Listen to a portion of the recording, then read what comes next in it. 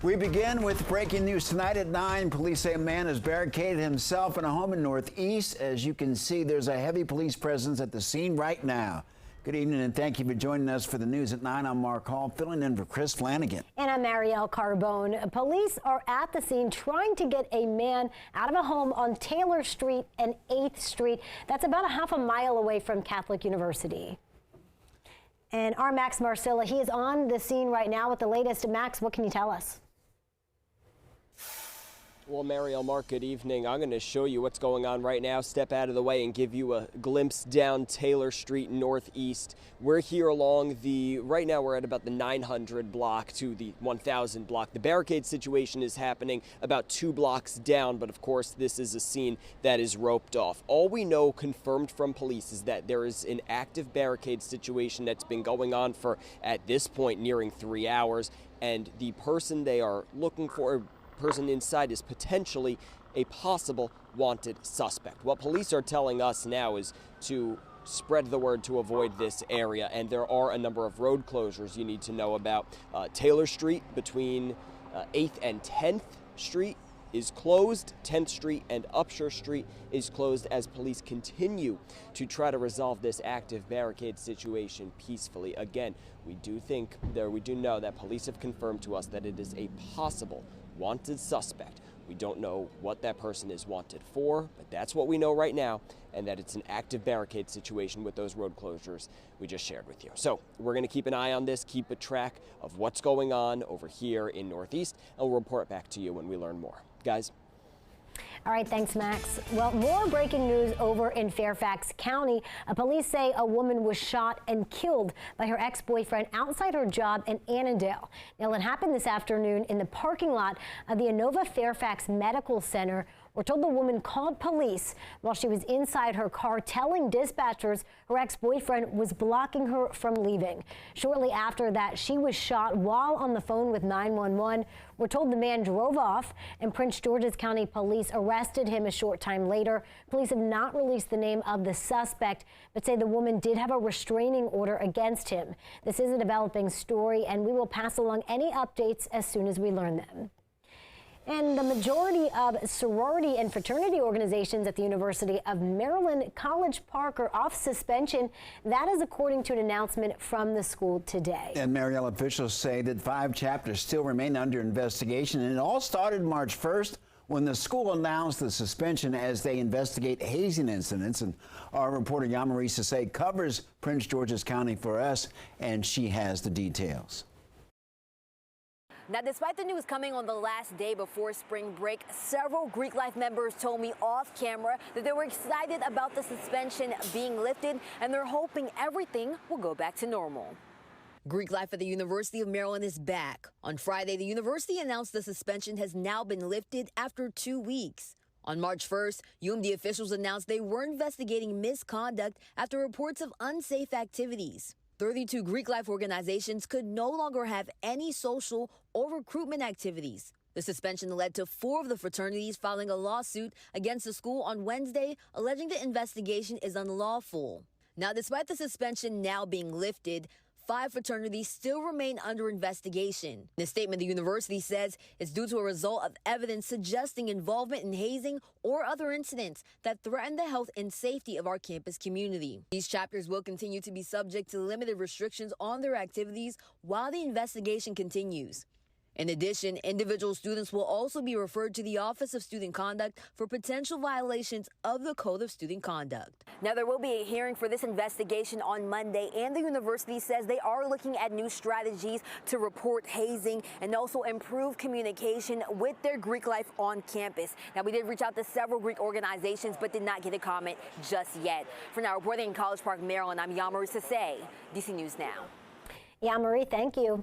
Well, the cherry blossoms around the Tidal Basin are about to hit peak bloom just in time for the weekend. That's right. The National Park Service confirmed the blossoms reached stage 5 of 6 today.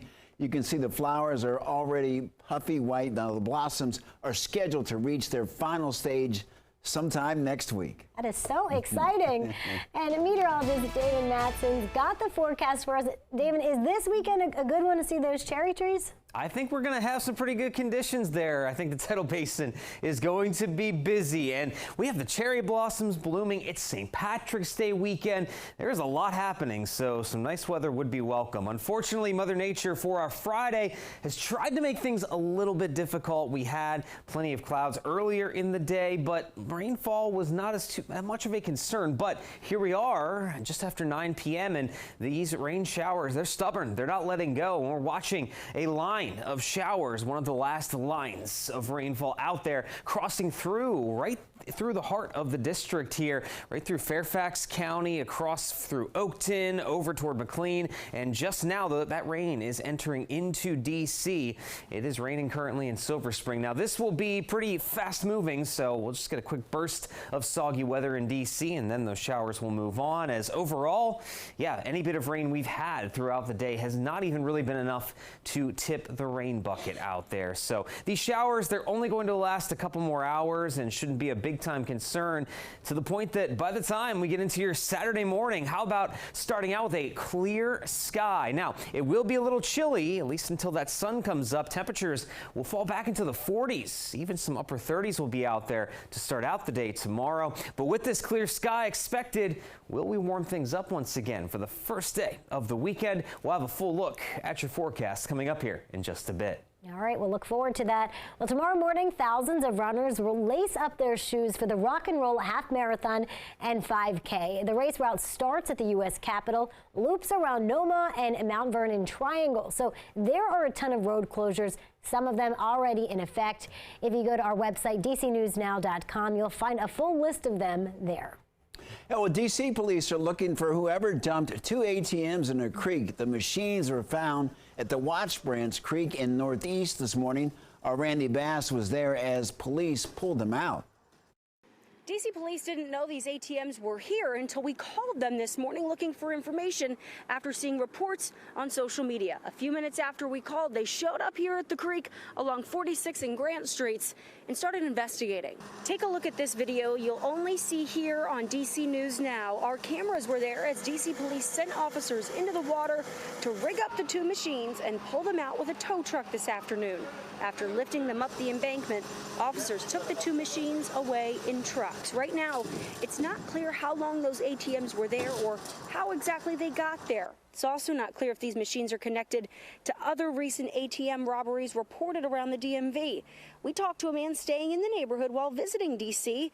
He and his family just got here this afternoon, shocked to see a ton of police cars outside their door. It's kind of wild to think that somebody is stealing ATMs and just dumping them into a river. It's very, very unique, very, very odd. In the same location over and over. It's happened here several times. This video shot in almost the same spot we're in now about a year ago, when police had to pull around 20 ATMs out of this same spot over the course of a couple weeks. As for this current investigation, there are some homes here in the neighborhood that have security cameras. It's not clear, though, if those cameras caught who threw these ATMs into the creek and when it all may have happened. This story is still developing. We'll bring you new details as we learn them.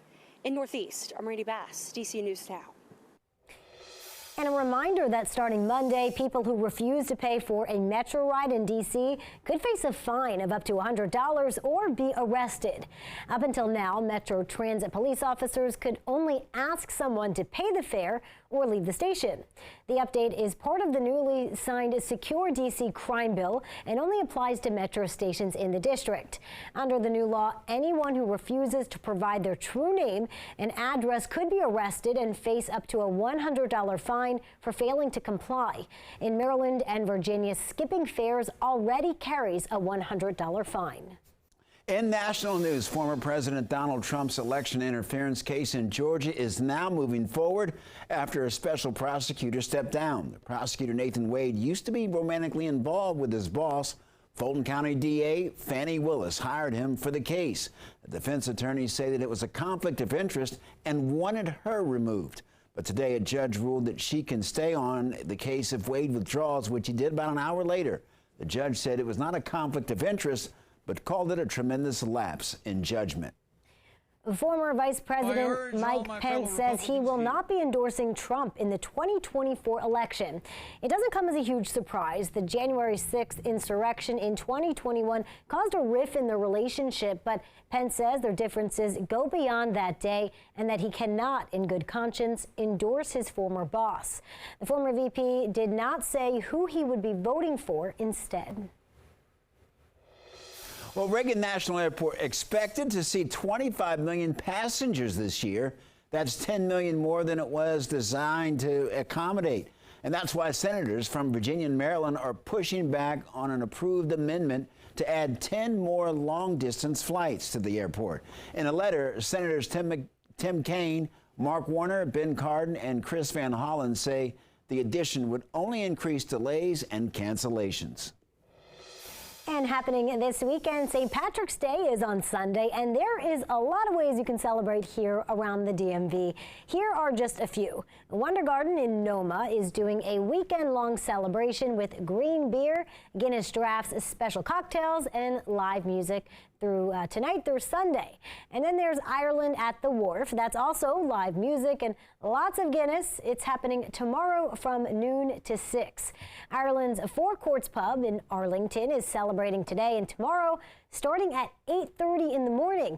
And then in Montgomery County, Quincy's Potomac Bar and Grill will also have some St. Patrick's Day specials all weekend long with a We Love to Patty party on Sunday. A lot to do, no matter where you're at. We're all Irish this weekend. You know, absolutely, a lot going on. Do you get a chance to go out and celebrate St. Patty's Day? I hope so. I'm off tomorrow, so I know that's going to be a nice day. So maybe get out and celebrate. A big weekend indeed.